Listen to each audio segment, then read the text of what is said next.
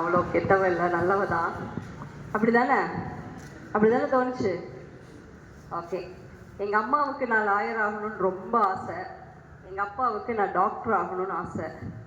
ஆனால் ரெண்டுமே இல்லாமல் நான் வந்து ஒரு காலேஜ் ப்ரொஃபஸர் ஆகி இப்போ ஆக்டர் ஆகிட்டேன். அதனால் என்னால் எல்லா கேரக்டருமே பண்ண முடியுது. ஒரு நடிகை அல்லது ஒரு லாயர் எப்படி யோகா பண்ணுறதுக்கு டைம் இருக்குது, அல்லது ஏன் இவங்கெல்லாம் யோகா பண்ணுறாங்க அப்படின்னு இருக்கும். எனக்கு ஸ்கூல் ஸ்டேஜ்லேருந்தே இந்த மாதிரி உட்காரும் போதே நான் ரொம்ப க்யூரியாசிட்டியாக, ஐயோ இவங்க ஒன்று சொல்லி கொடுத்தாங்களேன்னு வீட்டில் ப்ராக்டிஸ் பண்ணுற ஒரு முந்திரி கொட்டை. ஏன்னா நம்ம அப்படியெல்லாம் பண்ணும்போது அப்படி தான் நமக்கு பேர் இருக்கும். ஆனால் இது இப்போ தெரியாது. இப்போ மாஸ்டர் வந்து ரெகுலராக நீங்களாம் நிறைய கேர்ள்ஸ் இருக்கீங்க, பாய்ஸும் உங்களோட பேரண்ட்ஸுக்கு அல்லது உங்கள் சிஸ்டருக்கு நீங்கள் சொல்லலாம்.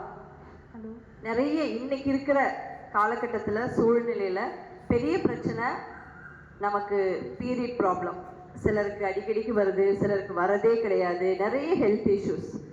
இங்கே இருக்கிற எல்லாருமே வேறு வேறு ஊர்லேருந்து வந்து ஹாஸ்டலில் தங்கியிருக்கலாம். இங்கேயே இருந்தால் கூட நம்ம எல்லாருமே ஃபாஸ்ட் ஃபுட்டுக்கு ரொம்ப அடிக்ட் ஆகிருக்கோம். எல்லா விதத்துலேயுமே நம்ம சாப்பிட்டுக்கிட்டே இருக்கோம். எது கிடைச்சாலும் ஜங்க் ஃபுட் மேலே அவ்வளோ காதல். ரோட்டில் எதை பார்த்தாலும் சாப்பிட்ணுன்னு தோணுது.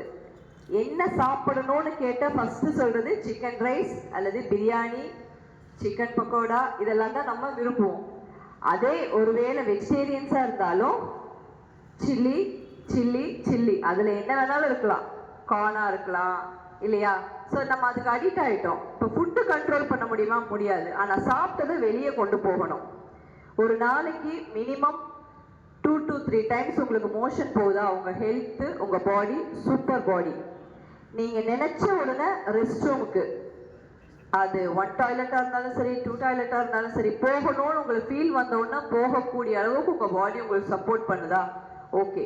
ஏன்னா இந்த ரெண்டையும் நம்ம ஹோல்ட் பண்ண மென்டலி நம்ம வந்து நிறைய ப்ராப்ளத்துக்கு, நிறைய பேருக்கு படித்தா மண்டையில் ஏறாது, தேவையில்லாமல் கோபம் வரும், பக்கத்தில் க்ளோஸ் ஃப்ரெண்டவே திட்டணும்னு தோணும், அம்மா அப்பாவை பார்த்தா இரிட்டேஷனாக தோணும். இது எல்லாமே வந்து நம்ம சாப்பிட்ற ஃபுட்டோட அந்த பிரதிபலிப்பு தான். அதுக்காக காலையில் எழுந்திரிச்சு எப்படி நீங்கள் ப்ரஷ் பண்ணுறீங்களோ, ப்ரஷ் பண்ணுறதுக்கு மறந்துட்டோம்னு வச்சுக்கோங்களேன், நமக்கே ஒரு ஐயோ அப்படின்னு தோணும்ல.